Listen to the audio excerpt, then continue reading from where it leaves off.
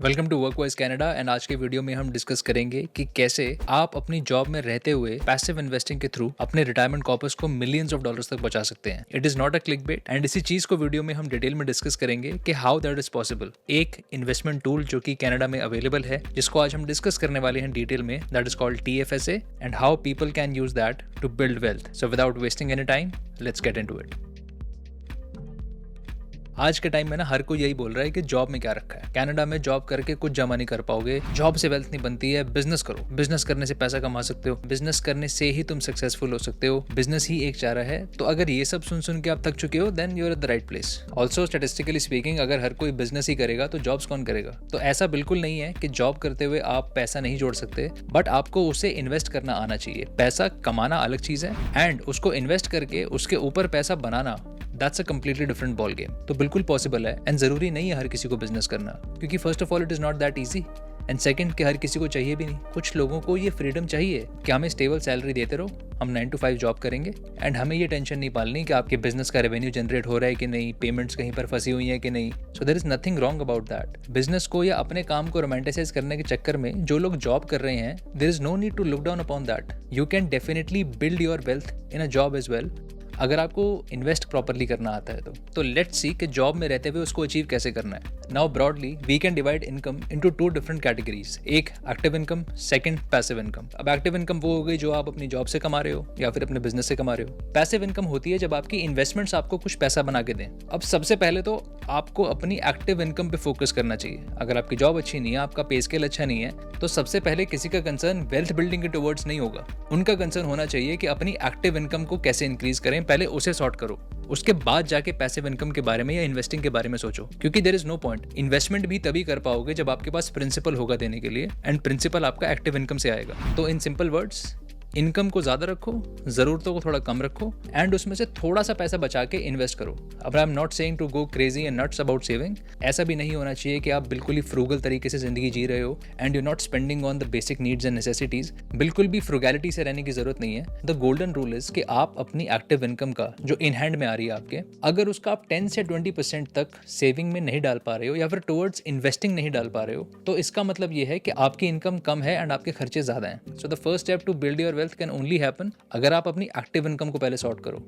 तो let's be clear, सबसे पहले उसको सॉर्ट करना है and then will start talking about investments and then वो इन्वेस्टमेंट्स रिटर्न देना शुरू करेंगी। अब चलो, अगर आपकी एक्टिव इनकम सॉर्टेड है and you are in that position जहां पर आप कुछ अमाउंट अपनी इन्वेस्टमेंट्स के टुवर्ड कंट्रीब्यूट कर सकते हो, तो then the challenge comes to identify कि बेस्ट इन्वेस्टमेंट इंस्ट्रूमेंट क्या होना चाहिए। अब कनाडा में इन्वेस्टमेंट का नाम सुनते ही सब रियल एस्टेट के पीछे पड़ जाते हैं। घर ले लो, उसको किराए पे चढ़ा दो, किराया आता रहेगा, पैसिव इनकम होती रहेगी। सुनने में बहुत अच्छा लगता है but reality is different, specially आज के टाइम में जबकि इंटरेस्ट रेट्स बढ़े हुए हैं। हालांकि we have seen 3 recent interest rate cuts, उसके बाद भी मेजॉरिटी ऑफ रेंटल प्रॉपर्टीज खुद को कैश फ्लो पॉजिटिव नहीं रख पा रही। इसका मतलब जिन ओनर्स ने उसको ये सोच के खरीदा था कि इसके रेंट से ही इसके मॉर्टगेज और बाकी खर्चे निकलते जाएंगे एंड मे बी इसके अलावा हमारे पास कुछ पॉजिटिव कैश भी बच जाए, they are in a bad situation right now. I know owners who have rental properties and they are paying substantial amount on the top of the rent that they are receiving, क्योंकि उनका जो mortgage and बाकी खर्चे हैं घर के, वो उनके रेंट से ऊपर निकल गए हैं। एंड मान लेते हैं कि वैसा केस नहीं भी है, आपके केस में आपकी प्रॉपर्टी अपने खर्चे निकाल रही है, but still it is not very easy to maintain a property, क्योंकि अगर उस पर टेनेंट्स होंगे, क्योंकि कभी ना कभी कुछ ब्रेक डाउन हो रहा है, then you have a constant worry about कि कोई स्क्वाटर आके ना बैठ जाए, कोई ऐसा टेनेंट ना आ जाए जो कि महीनों तक आपको रेंट ना दे। एंड जो ओंटारियो का लैंडलॉर्ड एंड टेनेंट बोर्ड है, that is heavily biased towards tenants. तो इस केस में you can and up losing a lot of money. Plus अगर कुछ रिपेयर्स या फिर मेंटेनेंस वर्क है जो कि आपकी प्रॉपर्टी डिमांड कर रही है, then most likely you will either have to be physically present या फिर आप किसी प्रॉपर्टी मैनेजमेंट कंपनी को हायर करेंगे और वो आपके बिहाफ पे जाके वो चीजें रिपेयर कराएंगे, मेंटेन करेंगे and they will charge you for that. For example, आपकी रेंटल प्रॉपर्टी आपके स्टे से काफी दूर है एंड आपके टेनेंट ने रेंट देना बंद कर दिया है and you are depending on a property management company जो आपके बिहाफ पे जाके वहां पे टेनेंट्स को नोटिस दे कि यू नीड टू पे रेंट। हर एक नोटिस के लिए you will and up paying lots of dollars. Overall हो सकता है कि अगर टाइम होराइजन हम 5 से 10 साल का रखें तो वो प्रॉपर्टी आपको पॉजिटिव रिटर्न दे जाए, क्योंकि हिस्टोरिकली डेटा इसको सपोर्ट करता है। There is very less likelihood कि आप किसी प्रॉपर्टी में इन्वेस्ट करें over a long period of time and then आप नुकसान झेलें। होना मुश्किल है, but the point that I am trying to make is कि उसमें आपका एक एक्टिव इन्वॉल्वमेंट है। वो ऐसा नहीं होगा कि आपने पैसे डाले प्रॉपर्टी में, आप भूल गए। You will either have to deal with the tenants और the property management company who will deal with the tenants on your behalf. तो इन एनी केस आपका अगर उसमें इतना ज़्यादा एक्टिव इन्वॉल्वमेंट है तो at least I don't consider it as a passive investment, और जो उससे रिटर्न आ रहे हैं वो पैसिव रिटर्न्स नहीं है, they are pretty much active. And हर किसी को वो हेडेक नहीं लेना है, क्योंकि you have your own active job to look after. हो सकता है आपके पास फैमिली रिस्पॉन्सिबिलिटीज हो, फाइनेंशियल रिस्पॉन्सिबिलिटीज और हों, तो it might not be fair on your part कि इसमें एक एडेड रिस्पॉन्सिबिलिटी इसकी भी जोड़ दी जाए। अगेन आई एम सेइंग कि हो सकता है कि आपको रिटर्न्स अच्छे मिले उस प्रॉपर्टी के, बट ओवर द ईयर्स आपने उस पर जितना टाइम लगाया है, जितनी मेहनत की है, उसको भी आपको कंसिडर करना चाहिए। And considering all of this, I don't think investing into real estate for somebody who has a very active life and wants to focus solely on their career is a good option. क्योंकि फिर आपके पास ये freedom नहीं बचता कि आप अपने career में ग्रो करो।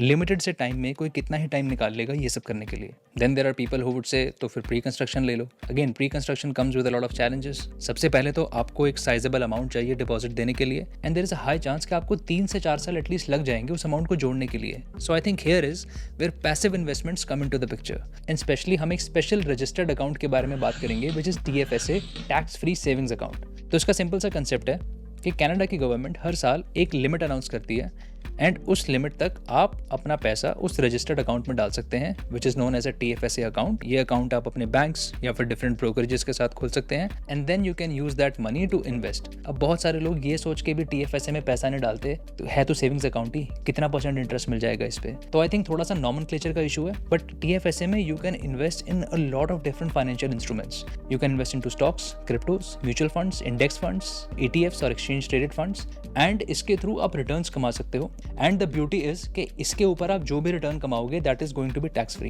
तो आप जब पैसा इसमें से फाइनली निकालोगे that is actually going to be tax free. TFSA के अलावा there is also special kind of registered account which is called RRSP। It is also a way available for us जिससे कि हम अपनी टैक्स लायबिलिटी को कम कर सकते हैं। RRSP अकाउंट आपको हेल्प करता है टैक्स बचाने में। बेसिकली जब आपकी इनकम हाई है तब आप उस टैक्स को बचा लें, उसको डेफर कर लें, एंड जब आपकी इनकम आगे जाके कम होगी तब उसमें से पैसा विड्रॉ करेंगे, तो आपको टैक्स सिर्फ उतने अमाउंट पे देना पड़ेगा जितना आप विड्रॉ कर रहे हैं, प्लस जो आपकी इन्वेस्टमेंट तब तक ग्रो हो चुकी होंगी वो भी टैक्स शेल्टर्ड होंगी। इसको डिटेल में समझने के लिए हम RRSP पे एक स्पेसिफिक वीडियो बनाएंगे। Coming back to TFSA, let's discuss कि आप TFSA को कैसे यूज कर सकते हैं वेल्थ बिल्डिंग के लिए। So the concept of TFSA started back in 2009, and हर साल कनाडा की गवर्नमेंट एक स्पेसिफिक अमाउंट अनाउंस करती है, एंड आप उतना अमाउंट अपने टैक्स फ्री सेविंग अकाउंट में डाल सकते हैं। फॉर एग्जाम्पल लास्ट ईयर का यानी कि 2023 का जो कॉन्ट्रीब्यूशन रूम था that was $6,500, and I think it is same for 2024 as well.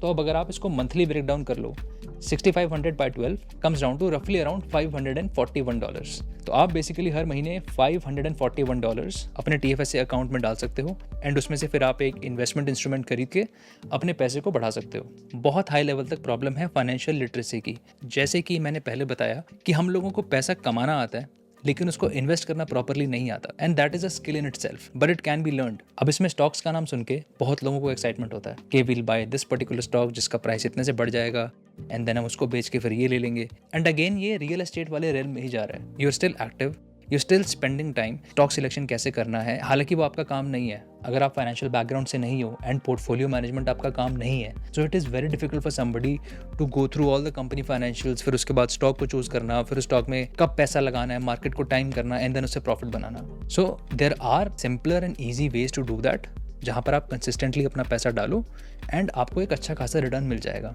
My favourites in this categories are ETFs और exchange traded funds. ETFs are basically basket of stocks. वो एक index को ट्रैक करेगा, तो returns कुछ ऐसे exponential नहीं होंगे, बट कभी अगर एक बेयर रन आता है तो आपका जो वेल्थ है वो क्रैश भी नहीं करेगा। तो होगा क्या कि आपकी ग्रोथ भी अच्छी खासी हो जाती है, एंड उसमें रिस्क काफी अवॉइड हो जाता है, पैसा डूबने के चांसेस थोड़े कम हो जाते हैं। आगे बढ़ने से पहले I want to give a disclaimer, I am not a certified financial planner, I am not a CPA। तो इस इन्फॉर्मेशन को ETFs, कंपाउंडिंग एंड TFSA कैसे काम करता है वो समझने के लिए यूज करो। इन्वेस्टमेंट एडवाइस की तरह ट्रीट बिल्कुल भी मत करो। Never ever trust a random guy on the internet. अपनी रिसर्च को ध्यान से करो, एंड अगर आपसे नहीं हो पा रहा है तो hire a certified financial planner जो आपके लिए एक सैम्पल पोर्टफोलियो तैयार करके दे सके कि इन पर्टिकुलर ETFs या स्टॉक्स में पैसिवली इन्वेस्ट कर लीजिए। अब यहाँ पर कंपाउंडिंग को समझते हैं। सबसे पहले आई एम अज्यूमिंग कि जो TFSA लिमिट्स हैं वो अब आपकी 6500 ही रहेंगी। हालांकि ये कुछ सालों में हमेशा थोड़ी थोड़ी सी इंक्रीज होती है depending upon the inflation of that year, but still taking the conservative scenario हम मान के चलते हैं कि 6500 ही रहेगी for the next few years,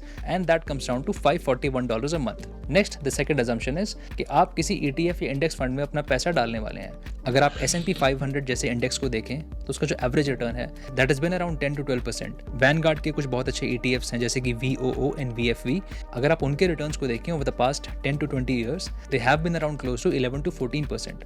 अब मैं यहाँ पे रिटर्न मार के चल रहा हूँ 12%, विच इज स्टिल कंजर्वेटिव। ये कोई बहुत क्रेजी रिटर्न नहीं है, बट ये बहुत अच्छा रिटर्न है एंड बहुत अचीवेबल रिटर्न है। अब अगर आप इस $541 को अगले 35 ईयर्स तक इन्वेस्ट करें, मैं मान के चल रहा हूँ कि आपने अपनी इन्वेस्टिंग जर्नी एज 30 से शुरू की until retirement, which is 65, you'll keep on just investing $541. Again, a very achievable goal with a good return rate of 12% that will compound your money and build your corpus to more than $3 million.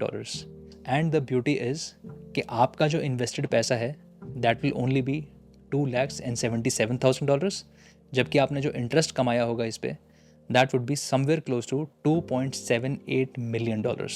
ध्यान देने वाली बात यह है कि आपका जो time horizon है दैट इज़ 35 ईयर्स एंड आप लमसम में कंट्रीब्यूट नहीं कर रहे, आप हर महीने छोटा छोटा अमाउंट डाल रहे हो। तो इससे होगा क्या कि जब मार्केट ऊपर है तो सेम $541 से आप थोड़े कम यूनिट्स खरीदोगे, और जब मार्केट नीचे है, प्राइस नीचे आ चुका है, तो सेम $541 से आप थोड़े ज़्यादा यूनिट्स परचेज करोगे। So over a long period you will experience something which is called as dollar cost averaging, यानी कि कई बार आपने महंगे दाम पे यूनिट्स खरीदे, कई बार आपने सस्ते दाम पे यूनिट्स खरीदे, तो वो आपके रिटर्न्स को एवरेज आउट कर देगा। But the key point is कि आपको लंबे समय तक इन्वेस्टेड रहना है। टाइम होराइजन का जो रोल है वो सबसे ज़रूरी है, क्योंकि नेचुरली जो कंपाउंड इंटरेस्ट का फॉर्मूला है उसमें सबसे बड़ा फैक्टर टाइम का ही है। So as I said, this was not a click bait at all. आप डेफिनेटली मिलियंस ऑफ डॉलर्स की वेल्थ जनरेट कर सकते हैं and that is just using TFSA। अभी हमने ओवर 35 ईयर्स इस पैसे को नहीं बढ़ाया है। अभी मैंने इसमें इन्फ्लेशन एंड बाकी चीज़ों को अकोमोडेट नहीं किया है, क्योंकि अल्टीमेटली 35 साल के बाद जो आपके $3 मिलियन हैं उसकी वैल्यू कम होगी, बट कुछ तो होगी। अगर आप अपने सेविंग्स अकाउंट में ही डालते जाएंगे या फिर उसको प्रॉपरली इन्वेस्ट नहीं करेंगे तो आपके पास वो भी नहीं होगा।